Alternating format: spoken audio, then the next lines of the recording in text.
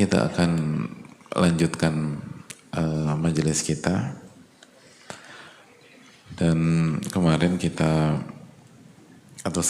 sedang membahas tentang sebuah adab dengan ilmu yang sangat penting. Bahkan ini inti dari ujian.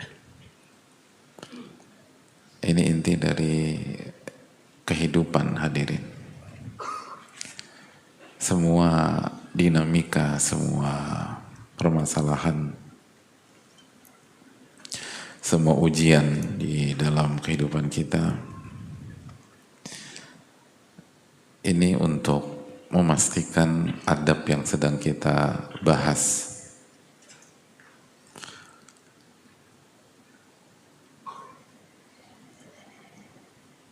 sehingga adab ini sangat penting untuk kita.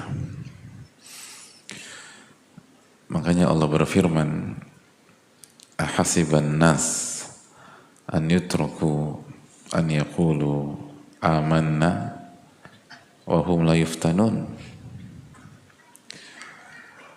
wa laqad fatanna alladhina min qablihim fala ya'lamanna Allahu alladhina sadaqu wa la ya'lamanna al-kadhibin.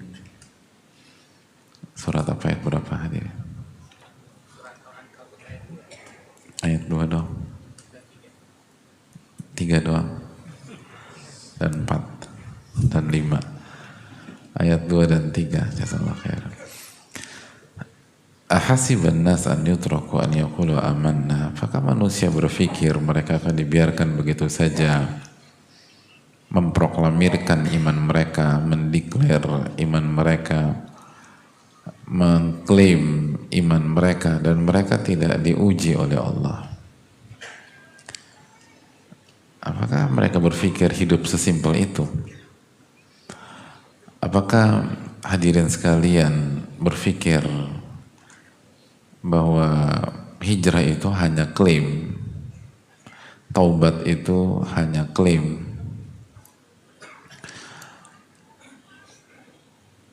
perubahan itu hanya klaim, dan kita nggak diuji oleh Allah Tabaraka wa Ta'ala setelah kita hijrah,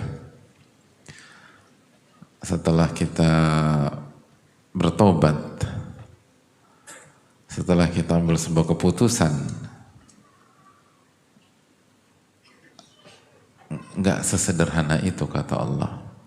Walaqad fatanna alladhina min qablihim. Sungguh kami telah uji umat-umat sebelum mereka. Kita bukan manusia pertama di muka bumi ini. Walaupun nama kita Adam, tapi binnya kan beda.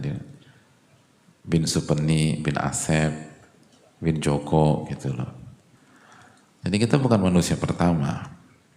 Kita coba lihat apa yang terjadi di umat-umat sebelum kita. Atau nggak usah jauh-jauh lah, kita lihat senior-senior kita lihat orang tua kita lihat generasi mereka. Allah berfirman, walaqad fatanna alladhina min qablihim. Sungguh kami telah uji orang-orang sebelum mereka. Apa tujuan ujian dari Allah Tabaraka wa Ta'ala? Fala ya'lamanna Allahu alladhina sadaqu wa la ya'lamanna al-kadhibin. Agar Allah benar-benar melihat siapa yang jujur di antara mereka dan siapa yang pembohong. Itu poinnya. Siapa yang jujur, hadirin? Siapa yang jujur ketika mengklaim saya berhijrah? Siapa yang jujur ketika mengklaim saya mengikuti sunnah Rasul Sallallahu Alaihi Wasallam? Siapa yang jujur ketika menyampaikan saya bertaubat kepada Allah? Siapa yang jujur ketika mengatakan saya beriman, saya seorang muslim? Dan siapa yang pembohong? Siapa yang bohong? Siapa yang hanya sebuah lip service atau sebuah omong kosong sebuah lisan yang tidak bertulang. Jadi hadirin Allah muliakan, bahwa semua ujian dari hulu ke hilir ini untuk menguji ini, untuk menguji kejujuran, untuk menguji kejujuran. Maka adab ini sangat penting buat kita, dan makanya kita sedikit duduk bersama adab ini lebih dibanding sebagian adab-adab yang lain, karena ini adalah core value bukan hanya di dunia ilmu, tapi di dalam kehidupan. Jadi nilai tertinggi dan nilai terdalam adalah kejujuran. Dan dalilnya surat Al-Ankabut ayat 2 dan 3. Makanya keliru besar ketika orang berpikir bahwa setelah dia hijrah lalu besoknya langsung semua urusan dilancarkan gitu loh. Begitu kemarin resign dengan salary 30 juta, minggu depan langsung dapat pekerjaan dan halal dan salary-nya 50 juta. Kalau semua pola begini, ya pada hijrah hadirin. Nanti kan word mouth marketing juga, nanti, dulu hijrah. Temen gua hijrah, gajinya 50 juta. Oh jadi tahu, iya benar-benar. Kan jadi nggak kelihatan mana yang hijrah karena Allah dan mana yang hijrah untuk 50 juta. Jadi kalau polanya begini semua, itu bukan ujian namanya. Dan orang akan berbondong-bondong. Ketika ngurus bisnis haram, income 100 juta, hijrah, lalu terus dia mencoba bisnis yang halal, income-nya 250 juta. Ya semua bisnis yang haram di bawah 250 juta akan hijrah semua. Dan orientasinya bukan karena Allah, karena 250 juta. Dan semua yang UMR hijrah juga. Lo kan udah halal, kenapa hijrah? Oh, pokoknya gue mau hijrah. Kenapa 250 juta? Daripada UMR meninggal 250 juta. Jadi semua akan berpikir itu.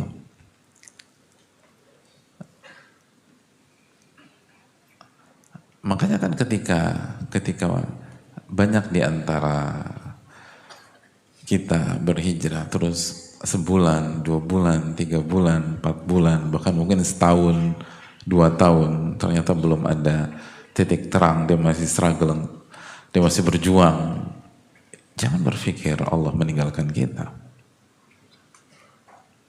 Jangan berpikir Allah Subhanahu wa taala jauh dari kita. Wa idza sa'alaka 'ibadi 'anni fa inni qarib.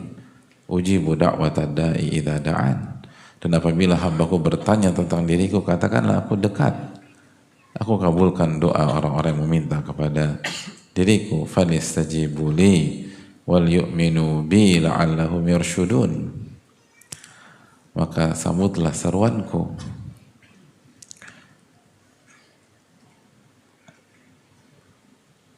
maka berimanlah kepadaku, dan sambutlah seruanku dan berimanlah kepadaku agar mereka mendapatkan petunjuk. Itu poin. Semua demikian hadirin. Dan Allah SWT tidak akan menyanyiakan.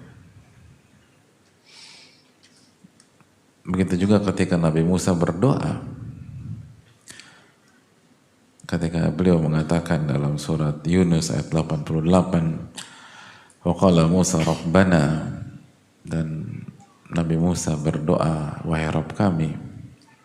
Yunus ayat 88, innaka ataita fir'auna wa mala'ahu zinatan wa amwalan fil hayatid dunya. Engkau telah memberikan Fir'aun dan elit-elitnya, pemuka-pemukanya, engkau telah berikan perhiasan dan harta-harta dunia. Rabbana liyudhilu an sabilik, dan engkau berikan itu agar mereka tersesat dari jalanmu, atau mereka menyesatkan manusia dari jalanmu. Mereka sesat dan mereka menyesatkan manusia. Lalu apa kata Nabi Musa? Rabbana itmis ala amwalihim washdud ala qulubihim. Rabb kami, binasakanlah harta benda mereka dan kunci matilah hati-hati mereka. Fala yu'minu hatta yarawul adzabal alim. Maka mereka tidak beriman sampai mereka melihat azab yang sangat pedih. Mereka tidak beriman sampai mereka melihat adab yang sangat pedih. Hadirin Allah muliakan. Lalu apa respon Allah Subhanahu wa taala di ayat yang berikutnya? Coba buka ayat berikutnya, ayat ke-89. Qala qad ujibat da'watukuma fastaqima wa la tattabi'anni sabilal ladzina la ya'lamun. Allah berfirman, qad ujibat da'watukuma, doa kalian berdua telah diijabah oleh Allah Subhanahu wa taala. Telah diijabah oleh Allah Subhanahu wa taala. Lalu dan maka istiqomahlah dan jangan kamu mengikuti jalan orang-orang yang tidak mengetahui. Dijelaskan oleh sebagian ulama seperti Ibnu Jurayj, yaquluna inna fir'auna makatha ba'da hadhihi dawa 40 sanah. Ibnu Jurayj mengatakan, banyak ulama menjelaskan bahwa Fir'aun hidup setelah doa ini 40 tahun, baru setelah itu hancur. 40 tahun baru Allah eksekusi semua. Jadi kembali lagi lihat ayat ke-89. Jadi ketika Allah mengatakan qad ujibat da'watukuma, dan doa kalian diijabah, itu artinya bukan besok langsung diijabah. Itu artinya bukan lusa lalu jadi kenyataan. Itu asumsi Anda. Allah kan nggak sebutkan keterangan waktunya. Atau 3 hari kemudian langsung dihancurkan dan dibinasakan. Tidak. Sampai sebagian Allah mengatakan 40 tahun jemaah. 40 tahun. Pertanyaan, kenapa Allah binaan ala hadzal qaul, berangkat dari keterangan ini, kenapa 40 tahun? Ini fala ya'lamanna Allahu alladhina shadaqu wa la ya'lamanna al-kadzibin. Kembali lagi ke surat Al-Ankabut ayat 3, agar Allah benar-benar melihat siapa yang jujur dan siapa yang pembohong. Siapa yang jujur ketika percaya kepada Allah? Siapa yang jujur dalam beriman kepada Allah? Siapa yang jujur dalam meyakini janji Allah? Dan siapa yang pembohong? Kan akan kelihatan tuh. Orang yang bohong itu kan goncang.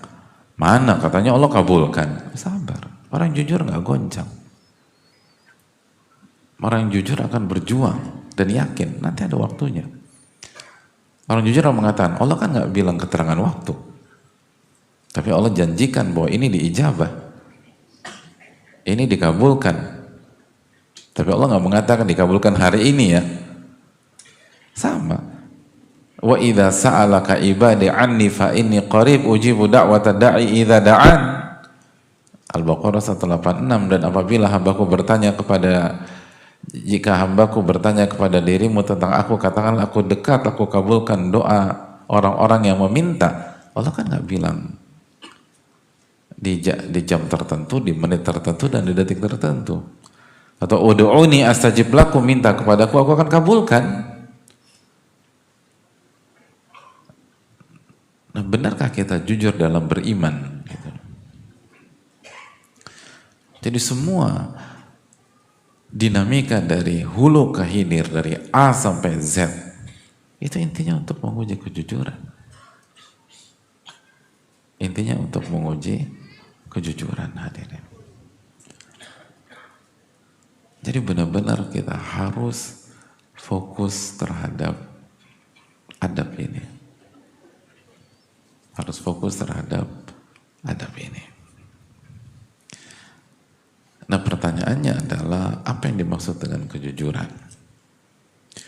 Apa yang dimaksud dengan jujur kepada Allah Subhanahu wa taala?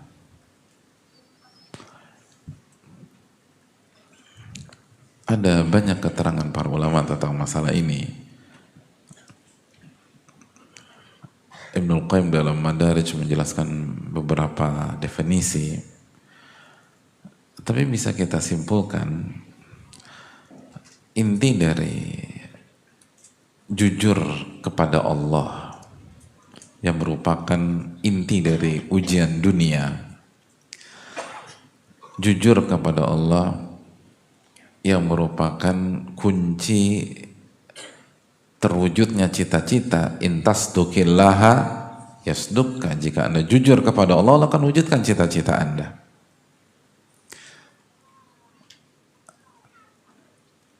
Jujur kepada Allah yang menjadi angle di mana Allah memfokuskan untuk melihatnya. Fala ya'lamanallahu alladhina sadaqu wa la ya'lamanal kadzibin. Fala ya'lamanallahu alladhina sadaqu. Maka Allah akan melihat siapa yang jujur dan siapa yang berbohong. Nah, inti jujur kepada Allah adalah istiwa usir wal alaniyah. Istiwa usir wal alaniyah.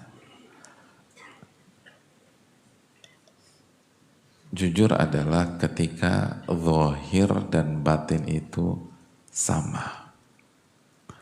Depan belakang itu sama. Atau dalam keterangan lain, jujur kepada Allah adalah sihhatul i'tiqad, akidah yang benar. Lalu salahul a'mal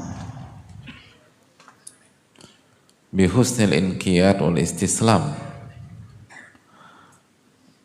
Jadi yang pertama sihhatul i'tiqad, akidah kita benar, iman kita benar, hati kita bersih.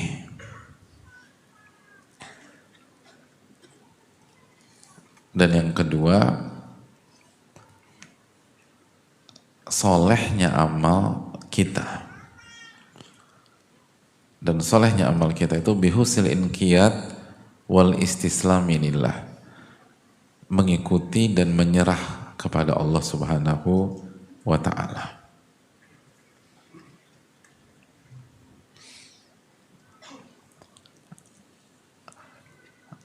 Atau kalau pakai bahasa yang lain, jujur kepada Allah adalah salahul qalbi, hati itu bersih,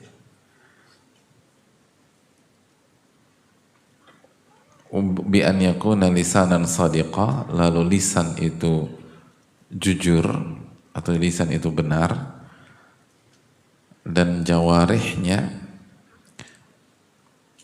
taat dan soleh. Jawarih itu anggota badan. Jadi hati itu bersih, lisan itu bicaranya benar, baik, lalu anggota badan itu nurut dan taat kepada Allah. Itu as-sidqu ma'allah. Itu jujur kepada Allah Subhanahu wa ta'ala.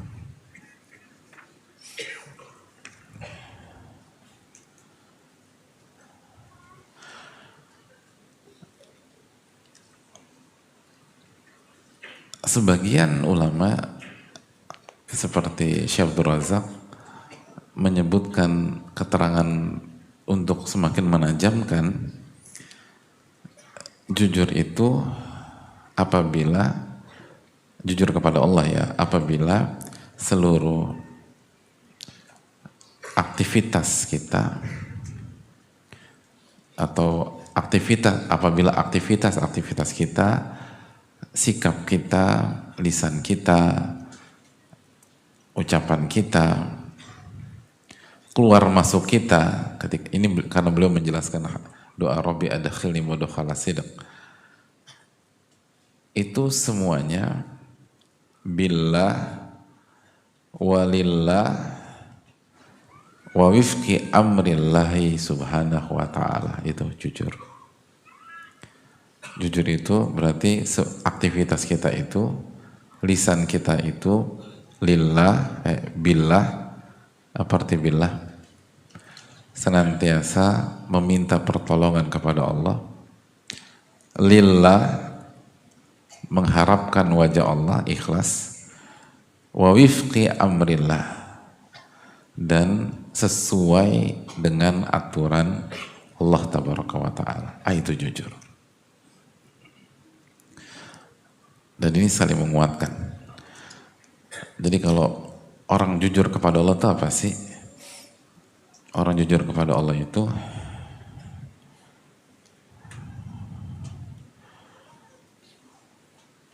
adalah orang tuh sebelum bicara, sebelum beramal, dia tata hatinya. Ini kalau gue bicara, aku bicara karena Allah atau bukan? Kalau aku bicara karena Allah atau ingin show off, gitu, bahwa saya itu pintar, saya cerdas, dan seterusnya.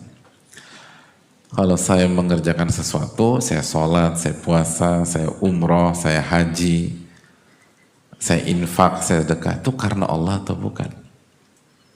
Ketika saya baik sama istri atau saya nurut sama suami, itu karena Allah atau bukan? Saya berzikir, saya ngaji, itu karena Allah atau bukan?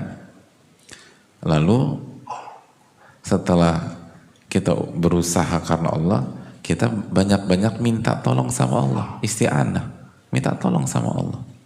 Bukan ngandelin pengalaman kita sendiri, bukan ngandelin ilmu kita, pengetahuan kita, bukan ngandelin kekuatan, bukan ngandelin teman, bukan ngandelin apapun, tapi ngandelin pertolongan Allah.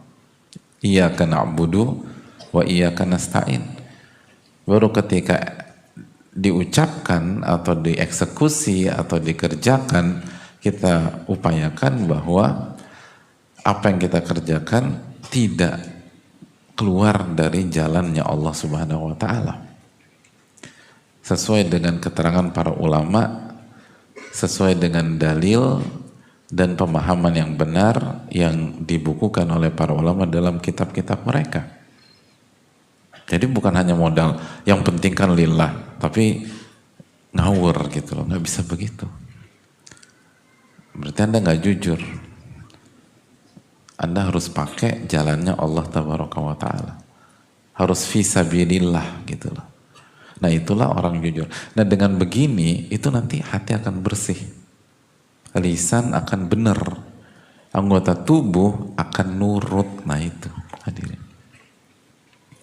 Anggota tubuh akan nurut. Jadi makanya saya sebutkan beberapa keterangan biar bisa saling melengkapi satu dengan yang lain. Jadi gimana sih caranya agar zohir dan batin itu sama, depan belakang itu sama? Caranya adalah kalau mau mengerjakan sesuatu karena siapa nih, gitu loh. Lalu sudahkah kita minta tolong sama Allah? Seringkali kita lupa. Jadi contoh kita mau kajian nih, gitu loh.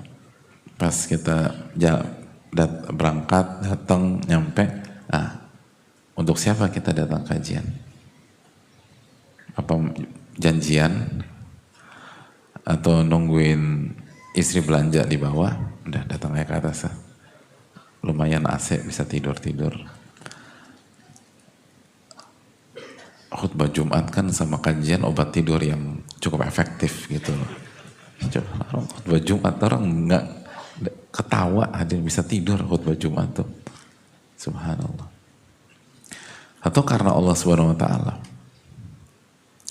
Terus pas kita datang nih, tadi tuh minta tolong gak sama Allah? Gitu. Ya Allah kasih saya ilmu yang nafi. Ya Allah lindungilah saya dari ilmu yang gak bermanfaat. Doa sama Allah. Doa gak tadi sama Allah?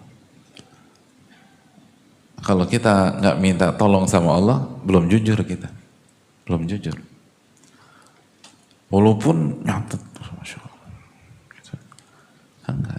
Orang jujur itu selalu minta tolong sama Allah. Terus yang ketiga, benar di jalan Allah. Di jalan Allah. Do's and don'ts-nya itu dikerjakan, diperhatikan. Keterangan para ulama itu menjadi acuan, bukan suka-suka hati. Ini boleh apa enggak? Allah ridhoi apa enggak kayak gini? Gitu. Jadi di jalan Allah. Semuanya tuh nanti akan masuk. Bagaimana kita ini hukumnya apa, terus kalau kita kerjakan kita bersyukur apa enggak, itu semua di jalan Allah Subhanahu wa taala. Jadi inilah paket komplit jujur sama Allah Subhanahu wa taala. Ada banyak orang itu tadi mengklaim jujur tapi enggak. Dia bukan karena Allah, enggak jujur dia. Makanya jujur dengan ikhlas itu enggak bisa dipisahkan. Enggak akan bisa jujur kalau kita enggak ikhlas. Itu bedanya. Makanya kita tuh harus istirahatkan dulu terminologi jujur yang selama ini kita pahami, yaitu terminologi atau makna jujur sebatas hablum minan nas gitu loh. Yang penting gue jujur sama dia, bagus, tapi itu bukan jujur kepada Allah. Jujur kepada Allah itu Anda melakukan ini untuk siapa? Jujur kepada Allah itu sebelum Anda atau pada saat Anda atau sebelum Anda melakukan atau pada saat Anda minta tolong nggak sama Allah. Jujur kepada Allah itu jalan yang Anda tempuh, langkah yang Anda lakukan, dan statement yang Anda ucapkan itu diridhai oleh Allah apa enggak? Gitu. Lalu Anda bersyukur nggak sama Allah, lalu bersyukur nggak sama manusia ketika berhasil melakukan itu. Nah inilah yang penting, karena kalau kita hanya memahami jujur hablum minan nas, nggak perlu bicara tentang keikhlasan. Benar nggak sih? Yang penting gitu. Kita jualan gitu. Yang penting kita kasih tahu ini barangnya bagus, barangnya jelek. Kenapa Mas jujur? Pengalaman nih, Mas bro. Orang kalau kita jujur, orang jadi percaya sama kita. Nanti omset kita naik. Jadi mikirnya cuma begitu aja. Itu jujur, tapi jujur sebatas hablum minan nas. Yang kita inginkan jujur hablum minallah. Kenapa demikian? Karena kalau kita jujurnya hablum minallah, jujur kepada Allah, itu otomatis pasti jujur sama manusia, otomatis.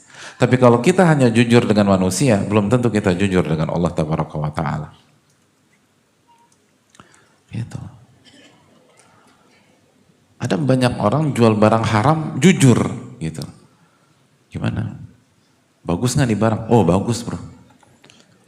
Gitu. Padahal barang haram yang dijual. Gitu. Tapi jujur dia. Gitu. Ya jangan seginilah. Modal gue aja, HPP gue cuma sekian. Benar, jujur dia. Gitu. Gue ngambil untung dari lo cuma 20.000 bro. Jujur, padahal haram barangnya nih. Tapi yang disampaikan tuh benar, modalnya disebutkan benar. Ini benar gitu. Tapi itu bukan jujur yang Allah inginkan. Tapi kalau kita berhasil jujur kepada Allah, otomatis jujur kepada manusia. Itu udah otomatis sudah. Kenapa? Karena itu tadi. di samping kita ikhlas, di samping kita isti'anah, minta tolong sama Allah. Yang ketiga, kita hanya menggunakan cara yang Allah ridhoi. Dan di antara cara yang Allah ridhoi adalah jujur sama manusia, kan gitu. Jadi enak. Jadi inilah utuh. Nah dengan demikian hati baik, lisan akan baik, dan anggota tubuh akan baik. Dan itulah janji, sehingga kita dapatkan janji Nabi kita sallallahu alaihi wasallam, intasdukillah yasdukka. Jika Anda jujur kepada Allah, Allah akan wujudkan cita-cita Anda. Itu poin. Inilah kejujuran yang utuh. Inilah paket komplit jujur gitu. Paket komplit jujur. Karena banyak di antara kita bicara kejujuran nggak ngerti apa itu jujur. Makanya orang yang jujur itu baca doa Rabbi adkhilni mudkhala sidqin wa akhrijni mukhraja sidqin waj'alni min ladunka sultanan. Itu dalam rangka minta tolong dijadikan orang jujur, nah gitu. Itu hadirin.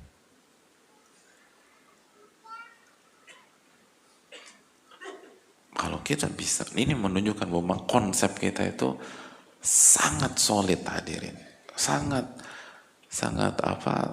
tinggi gitu loh. Dan otomatis ketika kita bisa mewujudkan standar-standar ahli dunia itu tercover otomatis, gitu loh. Tercover lah. Orang kalau udah jujur sama Allah, nggak butuh CCTV hadirin. Nggak butuh segala macam. Wa kafa billahi syahida, kata dia cukup Allah jadi saksi saya nggak berani macam-macam. Semua teknologi bisa diatur, tapi pengadilan Allah nggak bisa diatur. Gitu. Allah Malik Yaumiddin, Allah rajanya hari hisab dan hari pembalasan.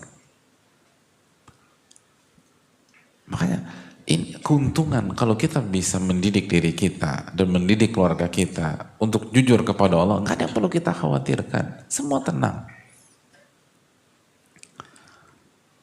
Makanya inilah yang menjadi inti. Dari sini kita ngerti kenapa ini yang dinilai dan ini yang diujikan, karena sudah komprehensif. Inilah kenapa Allah mengatakan fala ya'lamanallahu alladhina shadaqu wa la ya'lamannal kadzibin. Sehingga Allah melihat siapa yang jujur dan siapa yang bohong. Kalau definisi jujur seperti ini atau keterangan ulama tentang jujur seperti ini, ya kelar semuanya hadirin. Semua tercover di keterangan tersebut. Makanya hadirin Allah muliakan, pertanyaannya, sudahkah kita jadi orang jujur? Sudahkah kita minta pertolongan kepada Allah?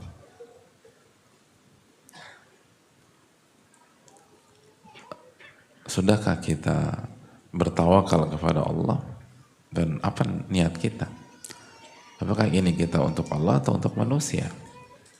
Apakah kita kerjakan untuk Allah atau untuk pihak lain? Apakah untuk mendapatkan dunia atau ibtigha'a ridallahi azza wa jalla?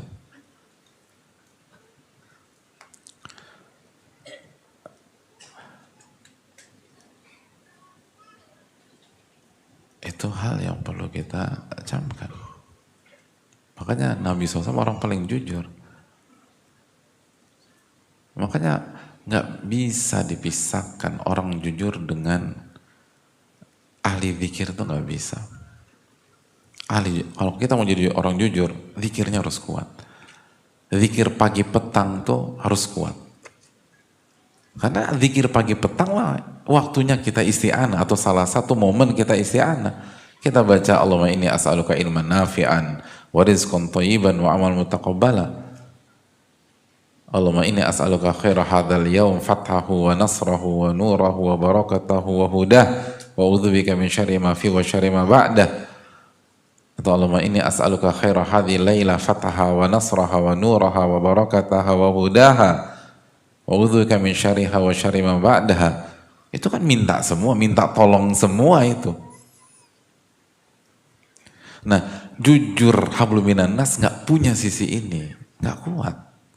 Jadi bayangin ya, kalau jujur hablum minan nas aja membuat banyak orang sukses secara duniawi, gimana kalau dia jujur kepada Allah? Itu antum bayangin. Coba baca biografi orang-orang besar gitu. Atau sekarang eranya podcast. Lihat podcast-podcast orang-orang hebat, orang-orang sukses. Banyak yang mengatakan, kunci Anda apa sih Pak? Jujur. Jangan pernah bohong. Mayoritas yang mereka maksud jujur tuh jujur apa hadirin? Jujur kepada Allah atau jujur hablum minan nas? Hablum minan nas. Itu bisa membuat mereka sampai di level itu. Bayangin gak sih kalau umat Islam benar-benar menjaga dan mengamalkan konsep dan prinsipnya seperti apa mereka melejit. Tapi kita nggak ngamalin hadirin. Itu yang jadi masalah.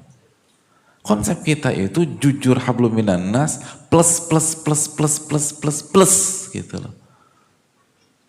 Harusnya melejit.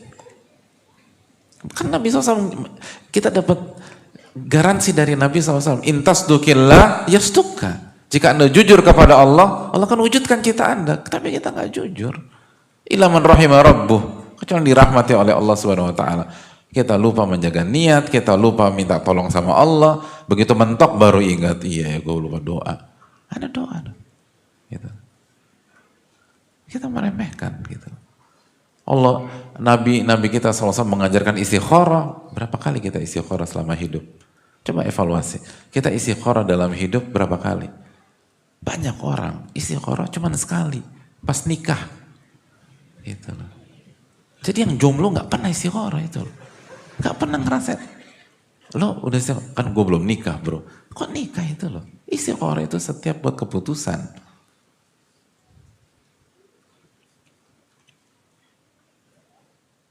Dan sebagian yang nikah nggak istikharah juga. Karena berpikir bahwa istikharah itu kalau ada dua opsi. Dan qadarullah yang mau sama dia cuma satu orang doang dari seluruh penduduk bumi gitu loh. Gitu. Jadi gak ada istikharah. Kayaknya gue gak perlu istikharah deh. Yang mau sama gue cuma satu orang gitu. Padahal gak ada. Hadisnya itu bukan gak harus dua kan. Gak harus ada dua opsi.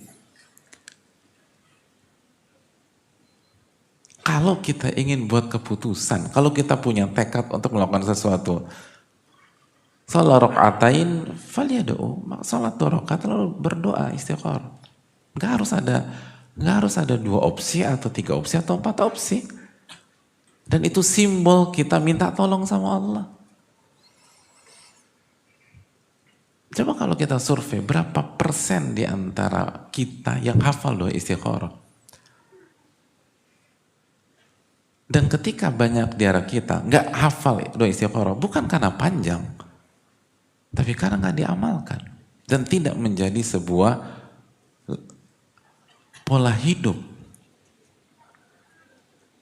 Kalau kita baca istikharah, sebagaimana kita membaca surat-surat yang setiap hari kita baca Al-Fatihah, Al-Ikhlas, Al-Falaq, An-Nas, atau beberapa surat yang lain, insya Allah kita hafal. Allahumma inni astakhiruka bi ilmik wa astaqdiruka bi qudratik wa as'aluka min fadlikal azim dan seterusnya. Dan bukankah setiap hari kita buat keputusan? Hampir setiap hari kita buat keputusan. Tapi kita belum sampai tingkatan itu. Padahal itu bukan tingkatan yang tinggi. Coba kita evaluasi, sudah jujurkah kita kepada Rabbul Alamin? Apakah kita benar-benar minta tolong sama Allah? Makanya sesimpel itu. Ketika kita datang ke kajian, siapa yang benar-benar ngemis sama Allah? Ya Allah kasih ilmu yang bermanfaat ya Allah. Ya Allah buka pintu hati saya. Semoga saya bisa berubah melalui kajian di sore hari ini. Atau di majelis-majelis yang lain. Dengan ustadz-ustadz kita yang lain. Udah doa belum kita sama Allah Tabaraka wa Ta'ala? Atau kita cuma datang selewat terus ngandelin kejeniusan kita, kecerdasan kita, kemampuan kita mencatat, lalu daya pemahaman kita atau analisa kita dan kita berpikir hanya dengan itu kita bisa dapat ilmu nafi. Nggak bisa hadir, nggak bisa.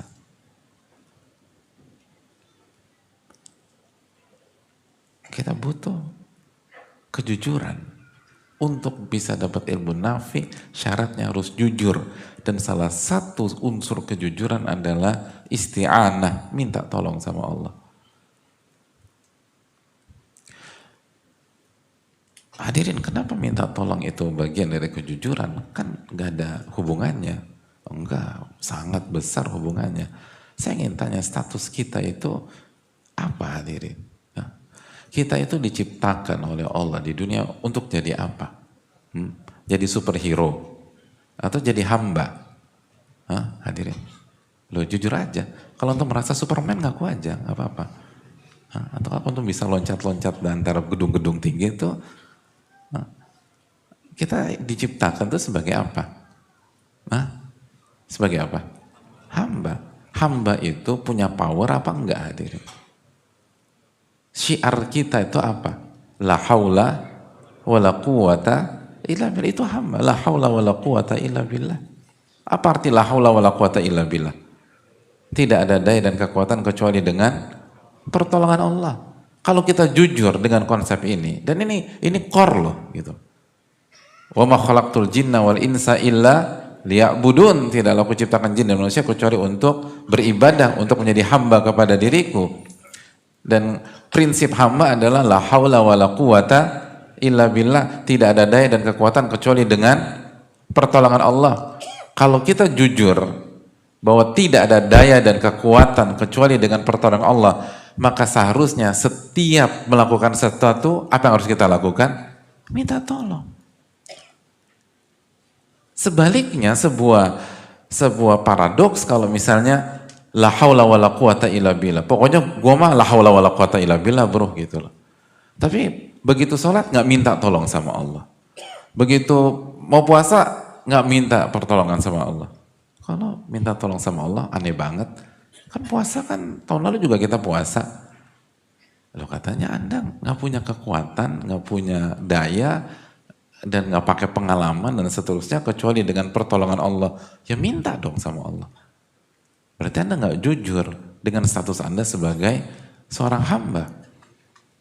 Kalau kita mengerjakan sesuatu hanya mengandalkan akal kita, hanya mengandalkan pengalaman kita, hanya mengandalkan pemikiran kita, hanya menggunakan power kita, hanya mengandalkan networking kita, hanya mengandalkan link kita, berarti yang kuat ini siapa ya? Gitu.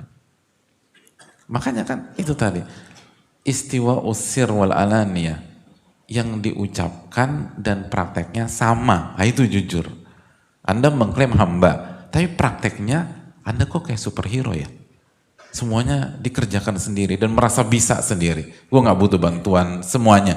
Gue bisa jalan dengan kaki gue sendiri.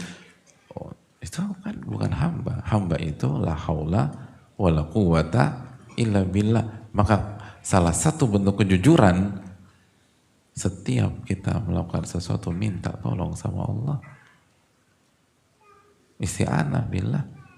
Makanya kan kullu amrin dzibalin lam yubda bismillah fahuwa abtar. Setiap amalan yang positif tidak diawali dengan bismillah, terputus dari keberkahan. Bismillah. Ulama kita mengajarkan mengerjakan suatu bismillah. Nah bismillah itu ba, itu salah satu keterangan ulama apa maknanya ba itu? Ba isti'anah. Ba isti'anah. Artinya ba kasroh itu bismillah, kan bismillah ba kasroh. Nah arti ba di situ tuh apa? Dijelaskan banyak para ulama artinya isti'anah. Artinya ba kasroh itu artinya meminta pertolongan. Jadi ketika kita bilang bismillah, misalnya kita mau makan kita bilang bismillah, artinya aku makan dengan meminta pertolongan kepada Engkau ya Allah. Kita melangkah, kita keluar rumah, doa keluar rumah apa? Nah ini coba, doa keluar rumah apa? Yang komplit, yang komplit. Oke, yang komplit. Terus, yang komplit.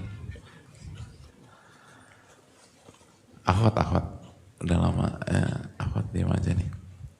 Nggak ada akhwat. Nggak ada akhwat ya di belakang? Ada Ustaz. Ada Ustaz. Apa? Doa keluar rumah yang komplit.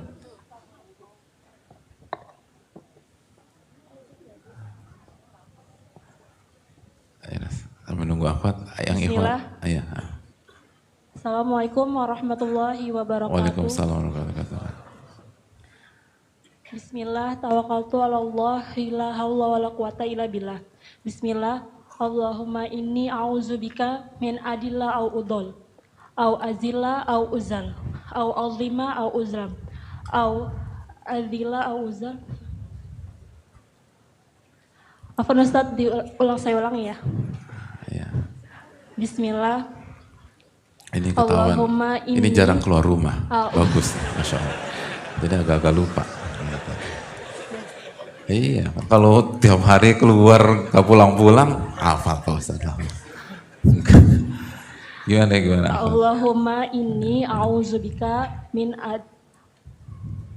Allahumma inni a'udzubika an adilla au udol, au azilla au uzal, au azlima au uzlam, au azhal au uzhal alayya. Artinya apa tuh? Ya Allah, aku berlindung kepadamu dari kesesatan dan yang menyesatkan. Dan aku berlindung kepadamu dari yang tergelincir dan yang menggelincirkan. Dan aku mohon kepadamu dari hal yang bodoh dan yang membodohi, dan juga yang zalim dan yang menzalimi. Iya, jazakallahu khairan. Jadi Allahumma ini a'udzubika an adilla wa udhal. Ya Allah, aku berlindung kepada Engkau sehingga aku tidak tersesat atau aku disesatkan oleh pihak lain. An adilla udhal au azilla au uzal. Ya Allah, aku berlindung kepada Engkau agar aku tidak tergelincir atau aku digelincirkan pihak lain. Au adlima au udhlam. Ya Allah, aku berlindung kepada Engkau jangan sampai aku ngezolimin orang atau aku dizolimi oleh pihak lain. Au ajhala au yujhala alayya. Ya Allah, aku berlindung kepada Engkau sehingga jangan sampai aku itu bersikap bodoh gitulah. Gitulah. Udah tahu merah tetap aja kita ngegas, tabrakan di perempatan jalan. Itu sikap, tindakan apa tuh hadirin? Bodoh. Dan itu celetukan sebagian kita. Ya, kok bodoh banget sih gue, kenapa gue gas ya? Akhirnya panjang urusan gitu. Jangan sampai kita bertindak bodoh atau aku dibodoh-bodohi pihak lain. Nah itu doa keluar rumah. Dan doa itu diawali dengan bismillah. Jadi kita tuh keluar rumah minta pertolongan kepada Allah.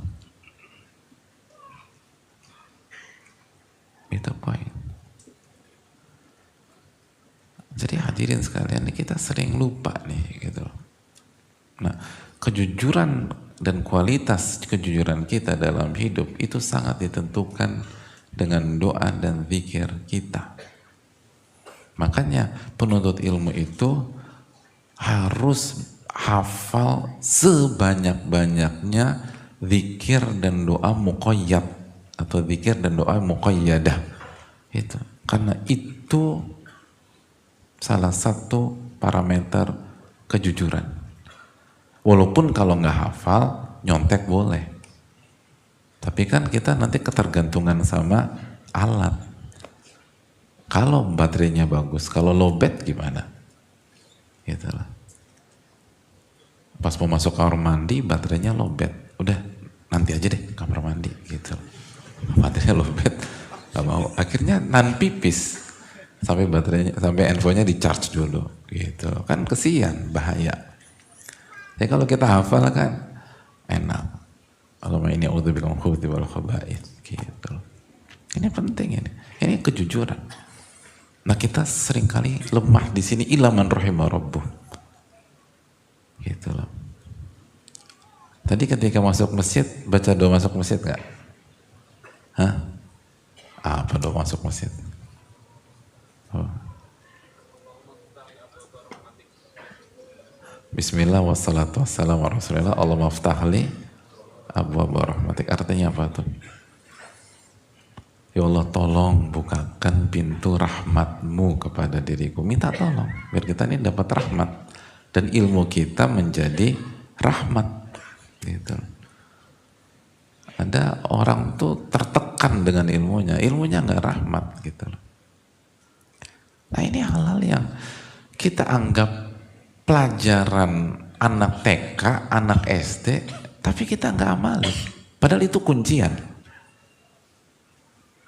Itu hal-hal dasar yang harusnya semua ahli tauhid itu kuat dalam masalah itu. Dan itu pengaruh hadirin.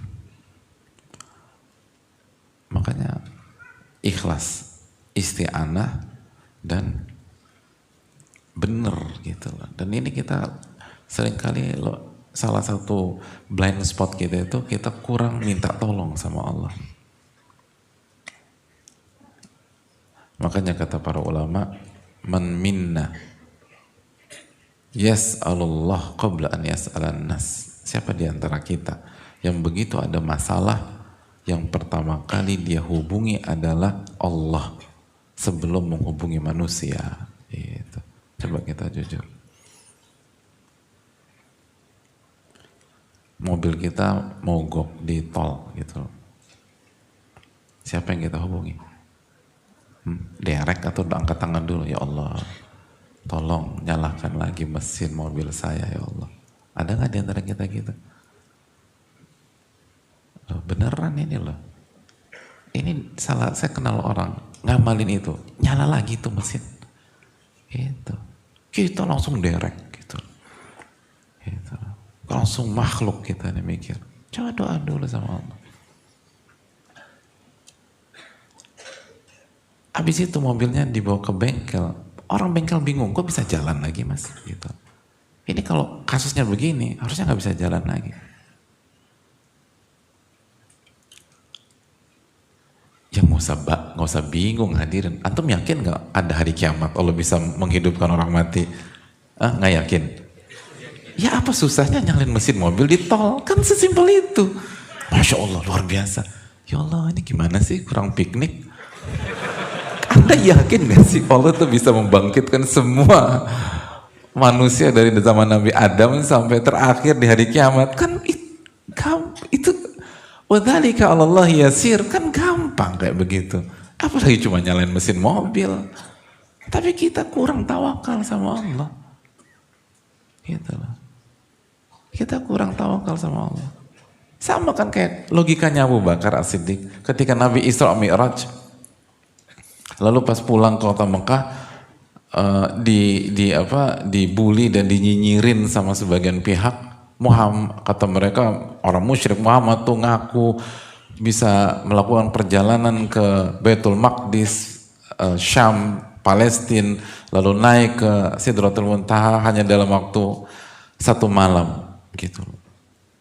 Lalu datang ke Abu Bakar As-Siddiq diriwayatkan untuk nyinyir dan untuk membuat keraguan-keraguan bagi Abu Bakar As-Siddiq dan para sahabat. Apa respon Abu Bakar? Muhammad, Rasulullah bilang demikian? Iya, itu temanmu itu bilang begitu. Kalau gitu saya percaya. Selesai masalah. Itu logika yang benar. Ya kalau Abu Bakar percaya ketika Nabi SAW sampaikan tentang surga, tentang neraka, tentang hari kebangkitan, apa susahnya percaya tentang Isra Mi'raj? Itu kan jauh lebih mudah. Justru kalau Anda bingung, Anda inkonsisten dalam logika. Kok bingung? Oh, Anda percaya Allah bisa menghidupkan yang mati? Anda percaya dengan ayat Maliki Yaumiddin? Anda percaya bahwa manusia akan dibangkitkan dan dikumpulkan di mahsyar? Apa susahnya mengangkat satu manusia, apalagi kekasihnya alaihi salatu wassalam, kasih Sidratul Muntaha dalam waktu 1 malam? Mudah. Sesederhana itu aja, nggak usah ribet-ribet. Jadi udah nggak usah masya Allah lagi, masya Allah, gampang itu. Cuman kita nggak pernah ngamalin gitu loh. Coba amalkan deh hal kayak gitu. Sehingga benar kita itu jujur sama Rabbul Alamin. Dan lihat dampaknya. Lihat bagaimana Allah nolong kita. Ingat, lihat dampaknya sebagaimana Nabi SAW bersabda, intas dukillah, yasdukka. Jika Anda jujur kepada Allah, Allah akan jujurkan cita-cita Anda. Itu hadir.